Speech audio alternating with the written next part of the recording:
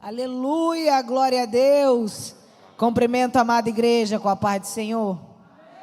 Aleluia. Abra sua Bíblia no livro de Apocalipse, capítulo 3.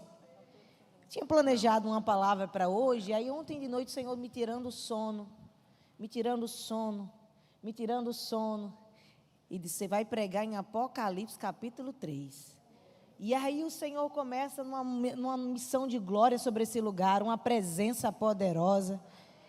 O Senhor falando e ministrando, confirmando essa palavra. Eu olhei para o pastor Romildo e fez: como é que eu prego agora? Que situação o Senhor me colocou? Que presença do Senhor sobre este lugar. A vontade que nós temos é mergulhar, chorar, nos derramar. Nós temos essa oportunidade de estar na presença de Deus.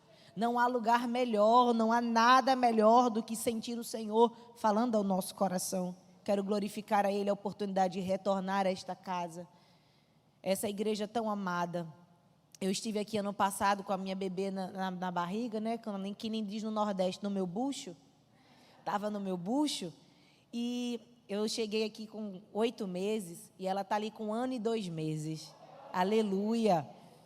Estherzinha, 500 graus de puro fogo santo e poder. Se vacilar, dá mais glória do que você. Não deixe eu ouvir o glória a Deus dela mais do que o seu, viu? Porque ela fala em língua estranha, roda no manto, ela anda correndo pela igreja no mistério. Você pode não estar entendendo, mas ela está ali, ó, só ligada no céu. Aleluia. E ali está meu esposo, Douglas Poroca, meu marido, que sou submissa, sou aqui debaixo da sua bênção, o sacerdote do meu lar, que caminha junto comigo. Quando é ele pregando, eu fico com ela. Quando sou eu, ele fica. E assim a nossa família segue servindo a Jesus, né? Eu e a minha casa serviremos ao Senhor. E ela vai crescendo assim, sabendo que nada é impedimento para fazer a obra de Deus. Amém? Glorifico a Deus pela vida do pastor e amigo, pastor Romildo, homem de Deus, profeta do Senhor, incansável na obra. E sua esposa Carminha, cadê ela? Tu canta que só, né, mulher? Aleluia. Toda quietinha ela, né? Toda tímida. Quando abre a boca, o inferno explode. Aleluia. Glória a Deus. Fico muito feliz de estar aqui, revendo amigos. Luciana Pinheiro, seu esposo, pastor Wanderson. Vocês são bênção demais. Quem encontrou o Apocalipse capítulo 3? Amém? Fique de pé, você que pode. Enquanto você está ficando em pé, deixa eu rapidamente apresentar esse livro, antes que eu me esqueça. E eu não quero me delongar, porque eu quero usar o máximo de tempo possível para a palavra. Mas esse livro aqui é o segundo que Deus me dá a oportunidade de escrever, né? O livro Esther, Edificando Vidas com as Mulheres da Bíblia. Esse livro eu tenho a honra de ser prefaciado pela nossa pastora presidente, a pastora Elisete Malafaia. E a alegria que eu tenho, a honra que eu tenho, se estende em todas as áreas da minha vida, porque este livro eu gerei em estudo, em dedicação, em consagração por mais de 2 anos. E também gerei no meu ventre. É um livro profético, e eu creio que ele também vai ser profético sobre a sua vida, sobre a sua casa e a sua família. Você que tiver interesse, eu não vou me delongar nas apresentações, mas nós estaremos vendendo lá do lado de fora, no valor de pré-venda. Ele ainda nem foi lançado, veja que privilégio. Eu vou lançar ele no mês que vem na nossa igreja, mas nós conseguimos trazer algumas quantidades para cá, e vocês estão tendo o privilégio de receber aqui. Eu trouxe poucas quantidades hoje, porque nós já vendemos, nós só temos, se eu não me engano, 7 unidades aqui, e ele está no valor de R$ 39,90. R$ 39,90, a gente aceita Pix, dinheiro, cartão, então a gente vai estar lá fora, tá bom? E esse aqui eu quero honrar a vida do pastor Romildo e da irmã Carminha. Vocês são bênção, pastor, deixa eu honrar a sua vida. O Senhor é bênção na nossa casa, e eu tenho certeza que esse livro vai trazer muitas direções para a sua vida. Amém? Vamos ler a palavra de Deus? Apocalipse capítulo 3, a partir do verso 7, diz o seguinte: e ao anjo da igreja que está em Filadélfia, escreve: isto diz o que é santo, que é verdadeiro, que tem a chave de Davi, o que abre e ninguém fecha, e fecha e ninguém abre. Eu sei as tuas obras, eis que diante de ti pus uma porta,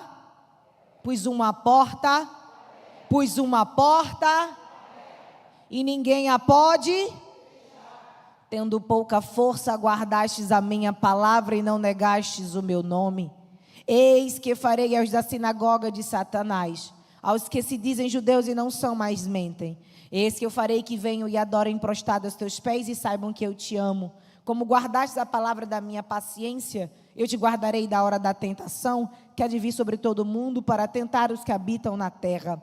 Eis que venho sem demora, guarda o que tens para que ninguém tome a tua coroa. A quem vencer eu farei coluna no templo do meu Deus, e dele nunca sairá. E escreverei sobre ele o nome do meu Deus, o nome da cidade do meu Deus, a nova Jerusalém, que desce do céu do meu Deus, e também do meu novo nome. Quem tem ouvidos, ouça o que o Espírito Santo diz às igrejas. Deixe sua Bíblia aberta em seu assento, vamos orar? Aleluia.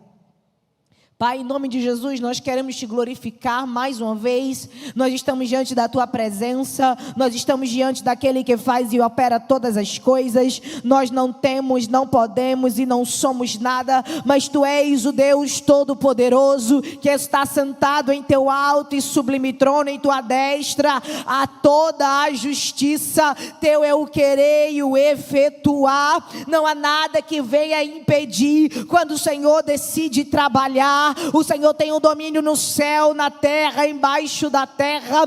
Fala conosco nesta tarde, no oculto, no escondido. Fala no profundo, de maneira viva e eficaz. Fala conosco, Senhor, porque quando o Senhor fala, a terra treme, os montes se abalam, o morto ressuscita. Fala conosco, porque quando o Senhor fala, a nossa alma é saciada. Pai, em nome de Jesus, nesta tarde, abre porta onde não tem parede. Nessa tarde, Senhor, traz à existência aquilo que não existe. Senhor, em nome de Jesus, caia por terra agora todo impedimento, como já foi liberado deste altar, e executa a tua boa, perfeita e agradável vontade. É isso que nós te pedimos e te agradecemos no nome santo de Jesus. Quem concorda, diga. Sente dando glória. Aleluia.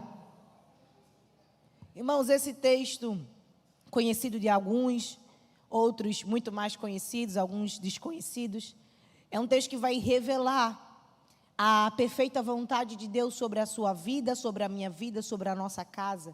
O livro de Apocalipse é um livro que traz as revelações dos últimos tempos, que tem como objetivo não trazer sobre a nossa vida um dogma, um misticismo que é impetrado pelas hostes espirituais da maldade, o nosso inimigo, para que a gente não leia esse livro, porque a gente pode não ter todo o entendimento, toda a clareza dos simbolismos, e ao mesmo tempo para que a gente venha temer aquilo que vai acontecer nos últimos dias, nos últimos tempos. Mas na verdade, a carta do Apocalipse, a carta da revelação, vai nos mostrar o quão é importante nós termos o domínio dela, nós lermos ela, porque nós vamos ver nos primeiros versículos do capítulo 1, que João, escrevendo esta epístola, ele diz que bem-aventurados são aqueles que leem, ouvem e guardam as palavras dessa profecia. Sabe o que isso significa? Que ao passo que nós lemos essa palavra, que ao passo que nós lemos a profecia do livro de Apocalipse, nós vamos recebendo as bênçãos espirituais,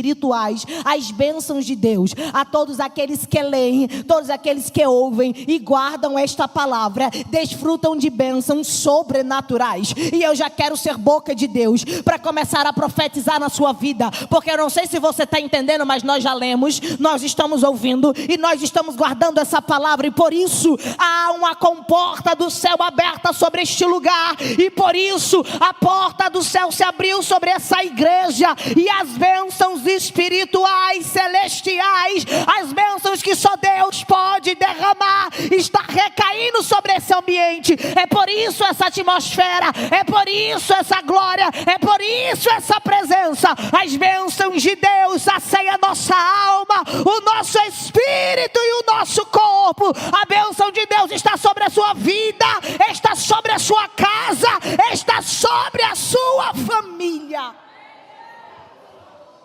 Este livro revela como vai acontecer as últimas coisas, e Cristo glorificado começa mostrando a ele uma visão, explicando essa visão.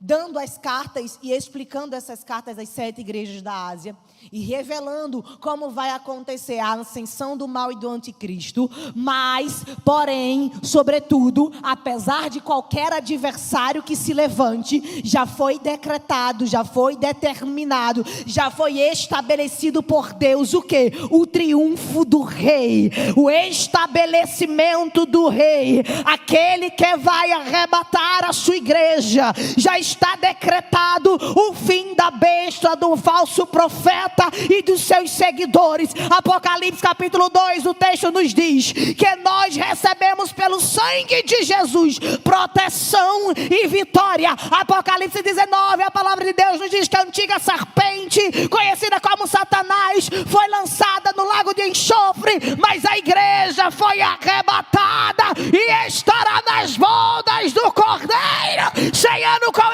ele, dizendo que ele é santo, que ele é santo, que ele é santo. Sabe o que eu vim da parte de Deus para te dizer? Não importa quem se levante oposição, não importa quem tente fechar a porta da sua vida, aquele que te chamou é maior, aquele que te chamou é maior, não tem quem se levante, ele já estabeleceu a vitória da igreja. Por isso que a gente não pode desistir. A gente já conhece o final. E a nossa pastora Elisete costuma dizer o seguinte: não importa como começou a sua vida, o que importa é como termina. Pode ter começado tudo bagunçado, pode parecer que tudo está dando errado, pode parecer que você está no fundo do poço, mas o Senhor me trouxe aqui para te dizer: melhor é como as coisas vão terminar, melhor é o fim das coisas. Suporta esse processo, porque Deus me trouxe aqui para te dizer: está chegando um tempo de vitória, um tempo de vitória.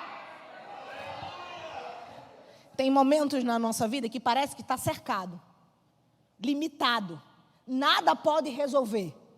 E quando o apóstolo João escreve essa epístola, ele está nesse cenário. Ele está num cenário de cerco, ele está numa ilha que fica a 80 quilômetros de distância do continente de Éfeso. Sem barco. Já tinha Uber? Não tinha não. Ele estava numa ilha que é muito pequena, rochosa, vulcânica. Ele estava num cenário limitado, não tinha nada para sair daquele cenário. Nada tinha dado certo para ele dentro daquela ilha. Aquela ilha revelava a sua natureza humana, a incapacidade que nós temos de resolver qualquer problema. E eu sei que você chegou aqui dizendo ao Senhor: tem áreas da minha vida que eu não posso resolver. Mas assim como na vida do apóstolo João chegou a visão do Cristo glorificado, assim Deus decidiu nos visitar nessa tarde para dizer a mim e a você: parece que é impossível, parece que você está limitado, cercado, nada pode sair dessa situação, mas eu decido visitar a ilha, eu decido visitar a sua vida, eu decidi marcar essa tarde, na tarde profética. A visita de Deus muda cenários, a visita de Deus muda a nossa família, muda a nossa casa, muda o cenário de impossibilidade. A visita de Jesus marcou este dia e Ele me trouxe aqui para te dizer: está preparada para sair da ilha? A ilha da solidão, a ilha do esquecimento, a ilha da injustiça, a ilha da perseguição. Foram essas ilhas que João estava passando. Ele foi perseguido por conta do testemunho da sua fé, fazendo a obra de Deus, pregando a palavra de Deus, sendo uma fiel testemunha. Foi colocado ali naquele lugar, perseguido pelo governo romano, perseguido por Domiciano, perseguido por judeus, perseguido por muita coisa, mas não desanimado, mas nunca desistiu. A gente pode passar por perseguição, pode se levantar farol de um lado, Satanás do outro, mas a gente continua avançando. Pode alguém tentar paralisar o que Deus tem na tua vida, mas Ele me trouxe aqui para te dizer: está caindo por terra hoje. A perseguição tinha o objetivo de paralisar aquele que estava sendo uma fiel testemunha. Um homem simples, já no vigor da idade, Ele já era mais idoso. Perseguido, sim, mas não paralisado. Sabe o que torna a gente alguém que vive as vitórias e as bênçãos de Deus? A nossa disposição em prosseguir e não desistir. Sabe o que vai fazer você alcançar? A tua disposição e avançar, apesar das dificuldades. A ilha da injustiça. Ele não tinha cometido crime algum. E muitas vezes a gente é colocado em cenários de solidão. A gente é colocado em cenários de impossibilidade. Injustamente. Eu não sei o que falaram ao teu respeito. Eu não sei o que tentaram minar na sua vida. Eu não sei aquilo que as pessoas tentaram determinar sobre o teu caráter, sobre a tua conduta, sobre o teu relacionamento com Deus. Mas hoje, Deus me trouxe aqui para te dizer: nenhuma injustiça levantada sobre o teu caráter, sobre a tua vida, vai permanecer de pé. Ele é o advogado, Ele é o juiz, Ele é aquele que dá a última sentença, Ele é aquele que vem com verdade para tirar toda a falta de Satanás. Nenhuma mentira, nenhuma injustiça vai ficar de pé diante de você. A ilha da solidão, parece que ninguém pode ajudar. Parece que ninguém pode fazer nada. Parece que você olha para um lado, cadê o marido? Olha para o outro, cadê o filho? Olha para o outro, cadê o vizinho? Olha para o outro, o médico não ajuda. A ilha da solidão é um momento que você pode estar cercado de milhões de pessoas, milhões de seguidores, milhões de visualizações. Você pode estar sentado do lado de uma profeta, do lado de um pastor, mas você se sente sozinha. Por quê? Porque o cenário é tão difícil que é muito complicado enxergar suporte, ajuda, relacionamento, comunhão, unidade. Mas Deus me trouxe aqui para te dizer: estou tirando você da ilha da solidão, vou te levar a um lugar de comunhão, de relacionamento, de conexão. Você não vai ficar se sentindo sozinha, porque nesta tarde o meu espírito, a minha presença está passando. Sinta a presença de Deus, o teu amigo consolador. Você não precisa se sentir sozinha, se sentir sozinho. A ilha da impossibilidade, ninguém podia tirar ele dali. Mas o texto nos diz em Apocalipse capítulo 1, versículo 9: eu, João, que também sou vosso irmão e companheiro na aflição e no reino, na paciência de Jesus Cristo, estava, repita comigo, estava, mais forte, estava na ilha chamada Pátimos, por causa da palavra de Deus e pelo testemunho de Jesus Cristo. Estava, verbo conjugado no... Verbo conjugado no... De novo, verbo conjugado no... João não morreu na ilha das impossibilidades.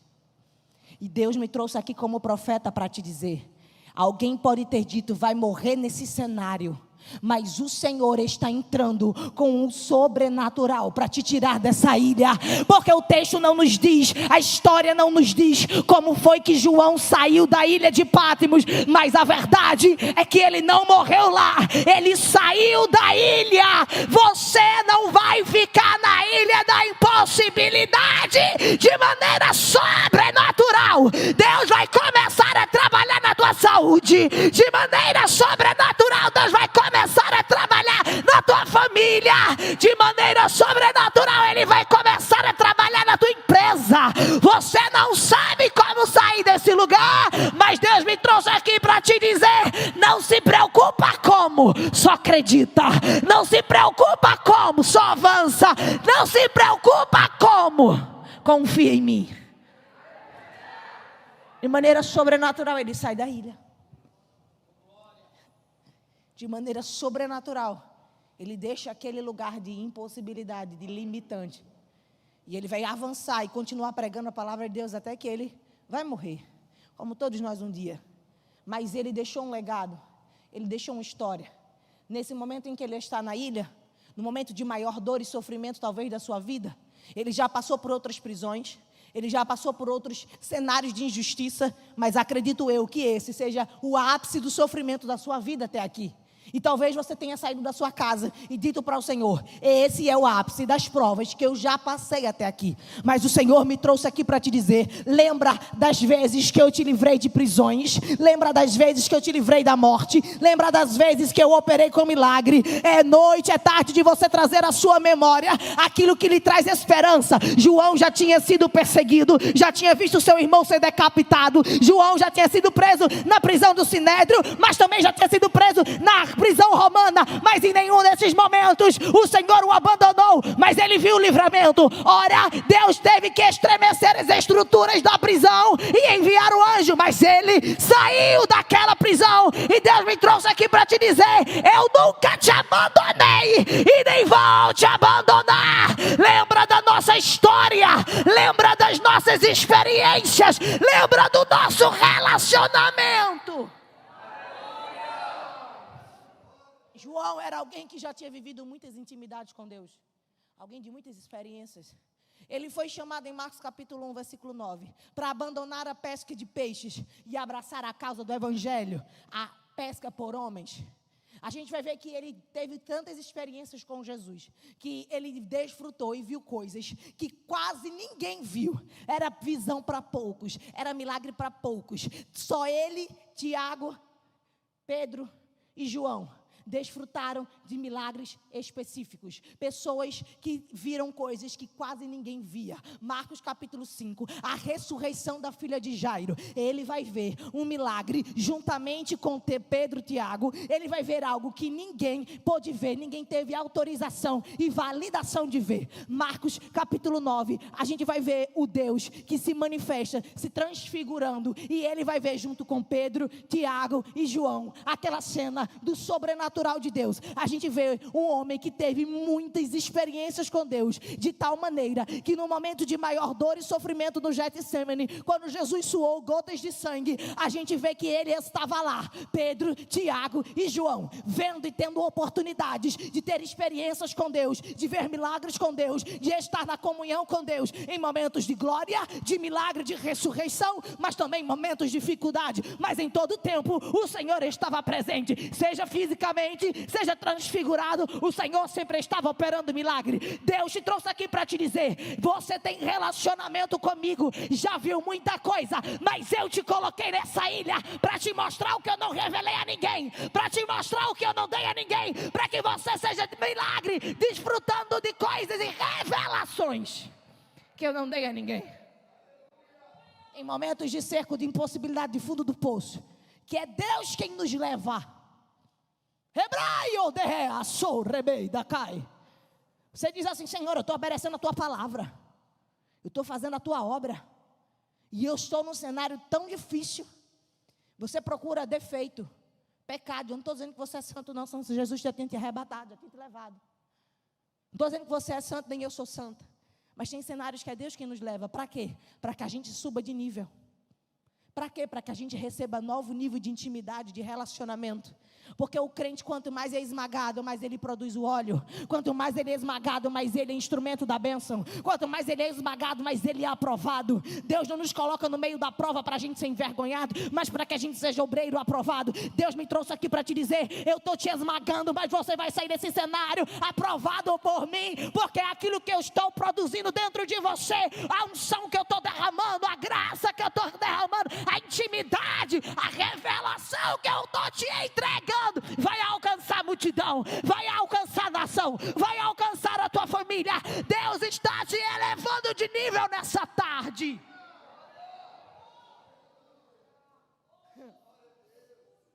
Ele já tinha visto muita coisa, mas nesse momento ele vai ver o que ninguém viu. E vai ser instrumento para anunciar as 7 igrejas da Ásia de maneira contemporânea, mas de maneira atemporal para todos nós. Mostrando o comportamento da igreja, como a gente deve agir, como a gente deve se portar nos últimos tempos. Ele teve uma expansão ministerial que não estava presa ao tempo.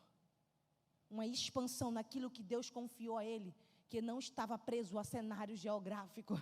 Você está preparada para o que Deus vai começar a fazer? Aquilo que Ele vai derramar sobre a sua vida, aquilo que Ele começou a fazer na sua vida, não está preso ao tempo e nem está preso à geografia. Aquilo que Deus começou a fazer nessa tarde, não está preso ao tempo, à idade, à circunstância, e muito menos à geografia, o censo do IBGE, ou a tua conta bancária. O que Deus começou a fazer nessa tarde é atemporal e geracional. Ele escreve debaixo de uma visão, ele escreve debaixo de uma revelação. Ele vê algo tão tremendo, a presença de Deus é tão tremenda, a glória de Deus é tão tremenda, que o texto nos diz que ele cai como morto. Quando nós estamos na presença de Deus, não tem como ficarmos apáticos, inertes, não tem como a gente ficar olhando um para a cara do outro e dizendo, será que ele está aqui mesmo? Quando a presença de Deus invade um ambiente, é uma glória tão poderosa, que é como a gente está sentindo aqui nessa tarde. A gente não consegue ficar parado, a gente não consegue conter as lágrimas, a gente não consegue conter a emoção. É uma presença que invade a nossa vida, que não significa que a gente precisa rodar no manto. Isso é maravilhoso, isso é liberdade de adoração, mas isso significa que quando a presença está, não é hora da gente ficar de pé, mas é hora da gente se prostrar. Ele caiu como morto, mas não ficou morto. A gente cai na nossa natureza carnal, a gente cai nas nossas limitações e incapacidades, mas nós levantamos pelo poder, nós levantamos pela graça. Eu sei que você chegou aqui, talvez caído na presença, mas você vai sair de pé, porque quando Ele chega, Ele te enche, Ele te renova, Ele te batiza, Ele te aviva. Receba a graça de Deus, receba avivamento de Deus, como é dito o texto do mês, Abacuque 3, aviva, Senhor, em mim a tua obra, aviva no meio dos anos, seja avivada no meio desse processo. Levante sua mão. Aos que creem, os sinais seguirão. Em nome de Jesus agora, em nome de Jesus agora, caia por terra toda incredulidade. Em nome de Jesus, caia por terra agora todo medo e toda síndrome de ansiedade. Em nome de Jesus agora, seja cheio da força, da coragem de Deus, de autoridade e do seu poder. Que agora caia por você um poder tão sobrenatural. Caia agora, agora, agora, agora! Hebraio de camando rebaiaço. Deus, remando que mandai. E ele vai escrever as 7 igrejas, e nós lemos aqui a 6ª carta à igreja de Filadélfia. Não vou me estender ao que tange o cunho teológico, mas eu quero já de maneira rápida aplicar essa palavra ao teu coração. Escute uma coisa, a igreja de Filadélfia era pequena, sem estrutura física e sem estrutura financeira. Quando a carta do Apocalipse é dirigida às 7 igrejas, o objetivo de Deus é animar os crentes apáticos, encorajá-los a saírem do posicionamento de acomodado para colocar eles num cenário de crentes avivados, para avançarem na obra e no propósito de Deus. E com esse objetivo, ele vai revelando às igrejas qualidades, defeitos e conselhos. Para a igreja de Filadélfia, o defeito que ela carrega é nenhum. A qualidade que ela tem é perseverante, é uma igreja de fé, é uma igreja que não desiste. E o conselho, a resistência. Era uma igreja que não tinha aparência, ao contrário da igreja de Éfeso. A igreja de Éfeso era grande, imponente, poder monetário, estrutura, capacidade teológica.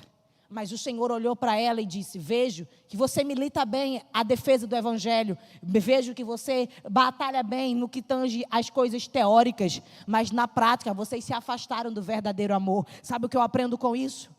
É que não importa a estrutura física, não importa aquilo que nós temos de capacidade teológica ou de capacidade humana. O que importa é o nosso desejo de praticar tudo aquilo que a gente ouve, é o desejo de obedecer a sua palavra. Tem muita gente que tem aparência estrutura. Não digo que são todos, mas tem pessoas que vivem em um contexto muito mais elevado do que talvez eu e você, e estejam longe do primeiro amor. Mas o Senhor me trouxe nessa tarde para falar com a igreja de Filadélfia, para falar com aqueles que não são, para dizer que Ele escolheu a mim e a você para confundir aqueles que são. O Senhor me trouxe aqui nesta tarde para falar a você: pode ser pouco, pode ter pouca estrutura, você pode não ter aparência, você pode não ter muita coisa da terra, mas uma coisa você tem que me agrada: é a tua obediência, é a tua fidelidade, é o teu comprometimento. E por isso eu vim aqui da parte de Deus para complementar e te dizer: resista à oposição, resista à perseguição, resista ao problema.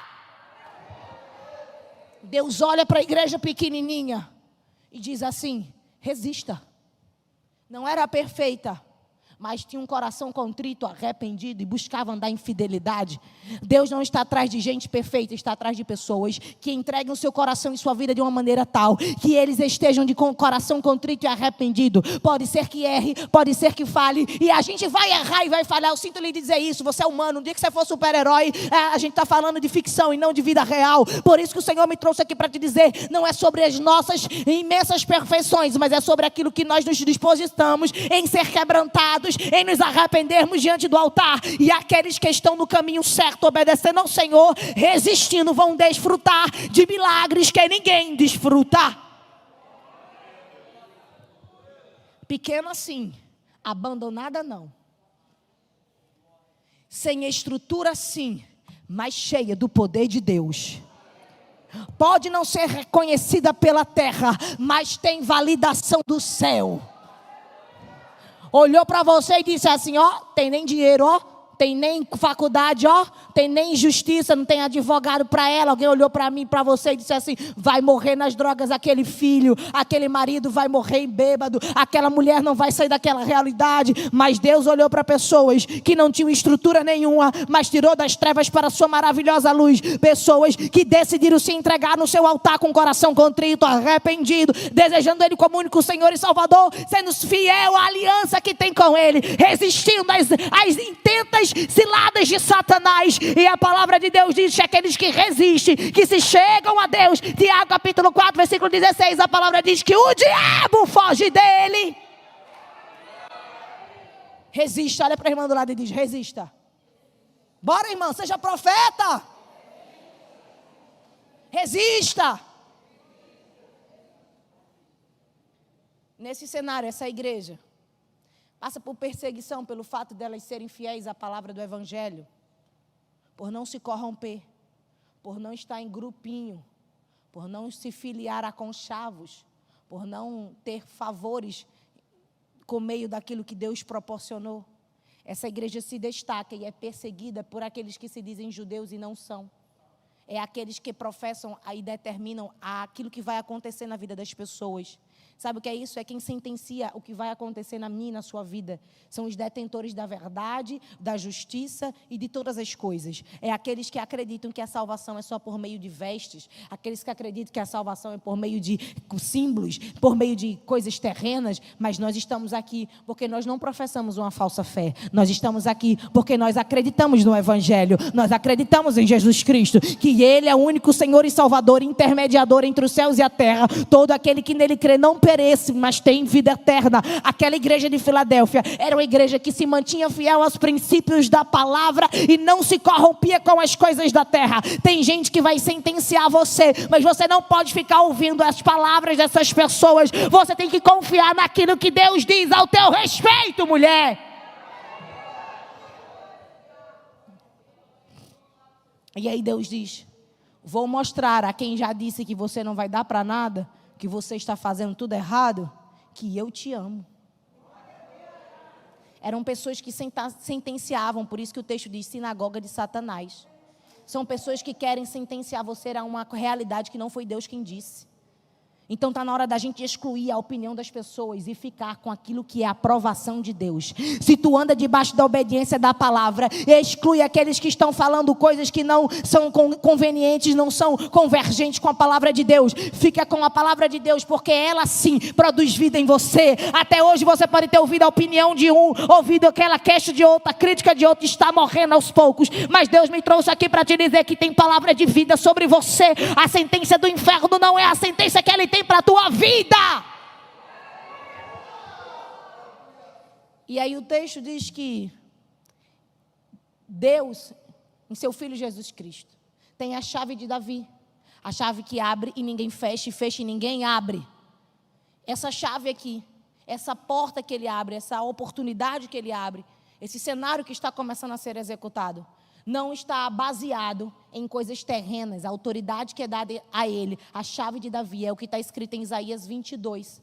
Que é a chave da salvação da alma, que é a chave das comportas dos céus, que é a chave da autoridade, porque somente Jesus tem o poder de decretar morte ou vida. Só por meio de Jesus é que nós temos a sentença da condenação ou a da salvação da nossa alma. Só Jesus, que é o advogado fiel, Ele é quem pode sentenciar a nossa vida. É só por meio dele que nós somos salvos e por causa dele que nós estamos de pé, e é com Ele que nós vamos prosseguir. A chave ainda está na mão dEle. Diga, a chave está na mão dEle. Ele tem a chave da vida, a chave da morte, do inferno, que está em Apocalipse capítulo 2. Ele que tem autoridade, não é Satanás, não é homem, não são coisas que vão determinar a sentença da tua alma, da tua vida, da tua família, dos teus negócios, mas a chave da oportunidade, a chave da porta, a chave da salvação ainda está na mão dele. Eu vou aplicar o texto para que você compreenda de maneira mais clara. O Senhor me trouxe aqui para te dizer: quem abre a porta sou eu. Para de ficar batendo na porta de vereador. Quem faz sou eu. Para de achar que vai ser por meio de profeta. Quem faz sou eu, quem faz sou eu. A autoridade está na minha mão. A chave está na mão dele. De maneira literal, a gente entende que toda chave abre uma porta. Pode abrir uma mala, pode abrir uma janela. Chave abre muita coisa. Mas de maneira objetiva e generalizada, nós compreendemos que chave abre o quê? Abre o quê, povo? Porta. E o texto vai nos dizer, o texto nos diz, no Evangelho de João 10:7, que Jesus, Ele é a porta. Ele tem a chave, Ele é a porta, para que a gente entenda que não tem como ser por outro caminho, para que a gente entenda de uma vez por todas que não é sobre a nossa capacidade, a força do nosso braço. Não vamos vencer essas guerras por meio daquilo que nós temos ou podemos, mas como está escrito em Zacarias 4:6, não é por força e nem por violência, mas é pelo Espírito do Senhor. Deus me trouxe aqui para te dizer, o cenário te colocou nas impossibilidades, para que o meu nome seja glorificado, para que você veja que somente eu sou o Senhor.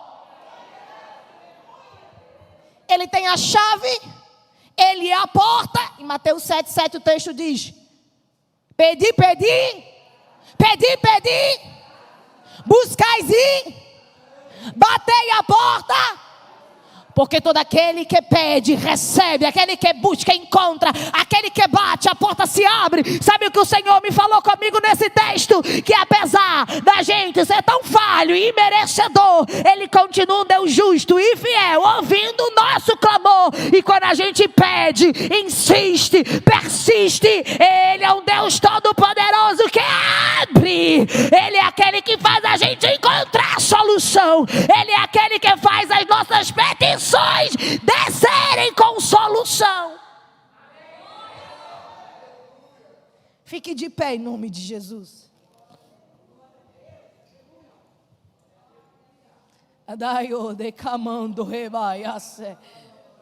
O que tem a chave de Davi que abre, ninguém fecha. E fecha e ninguém abre.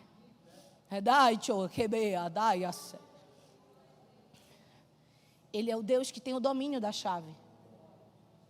Mas Ele também deu uma chave para a igreja, para abrir uma porta, Mateus 16, versículo 19, o texto nos diz que Pedro tinha dado a revelação que ele é um Cristo, filho do Deus vivo, e ele disse que não foi a humanidade dele que revelou isso, mas o Pai que mostrou a ele essa verdade. Por isso, debaixo dessa revelação, debaixo desta pedra, ele edificaria a sua igreja. E é debaixo desse contexto que ele continua no versículo 19 e diz: e eis que nas tuas mãos, na mão da igreja, eu coloco as chaves do reino de Deus, porque as portas do inferno não prevalecerão contra ela.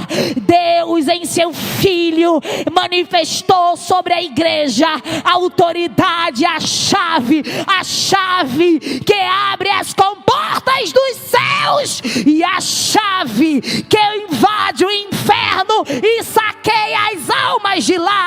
Em tuas mãos a oportunidade através do Filho de Jesus Cristo, que rasgou o véu de alto a baixo, de orar e Deus operar com milagre.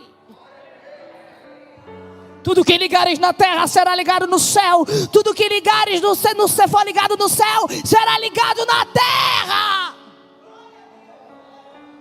Abra sua mão. Hebraio, decaio, rebaias. Receba aí a chave da autoridade. Alguns perderam, receba de volta. Alguns nem sabiam que tinham, receba agora. Outros que estão de posse, mas Deus me trouxe aqui para te dizer: recebe avivamento na autoridade que eu te dei. Sabe por quê? Tu vai chegar naquele lugar, tu vai chegar na tua casa, vai chegar naquela empresa, naquele departamento, vai chegar naquele cenário com a autoridade que Deus te deu. As portas do inferno não vai prevalecer. Pastor Relmindo já liberou, eu vou liberar de novo. A porta da oposição caiu por terra nessa tarde. E a porta da oportunidade está sendo aberta. Usa a chave da autoridade. Chega naquele lugar cheio de ousadia e diz assim: Satanás, pega tuas trouxas e vai embora. Na vida do teu marido, do teu filho, da tua esposa. Ora e diz, com sabedoria e prudência: essa vida é do Senhor Jesus. Saia, Satanás.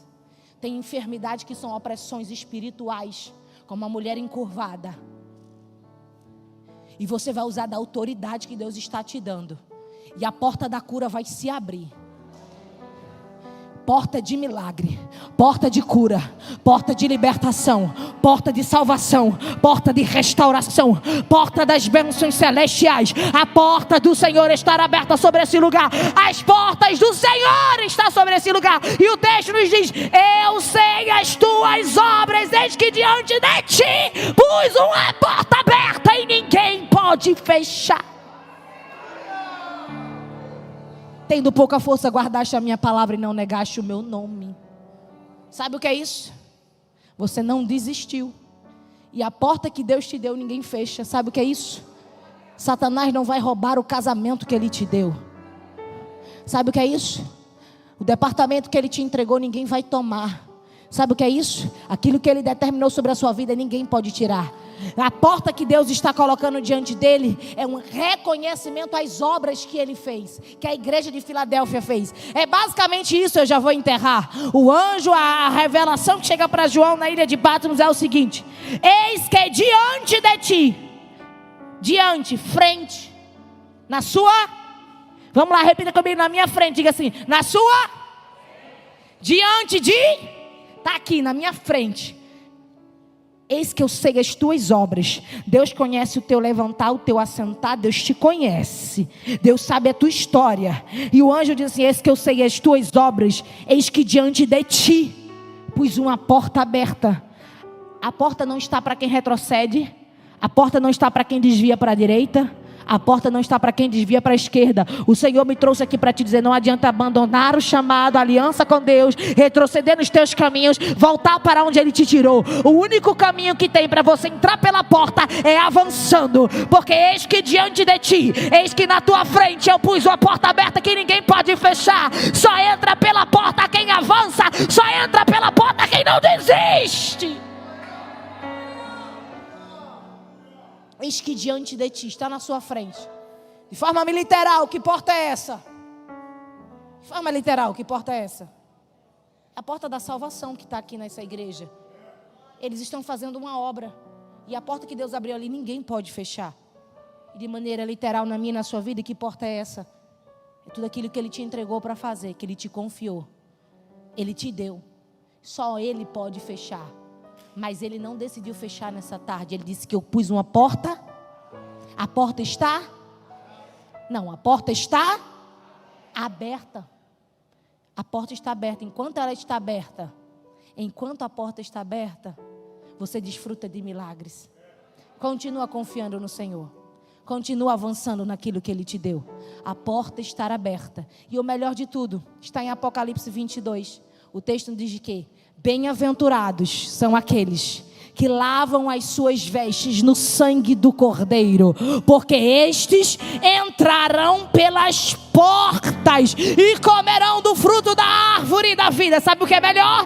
É entrar pela porta das mansões celestiais. Sabe o que é melhor? É entrar pela porta do céu, é ter a tua alma salva. Se você nessa tarde não tem sua alma salva, ainda dá tempo de lavar no sangue do Cordeiro. Aos que têm a sua alma salva, glorifique a Ele, honre a Ele, agradeça a Ele. Eu agradeço.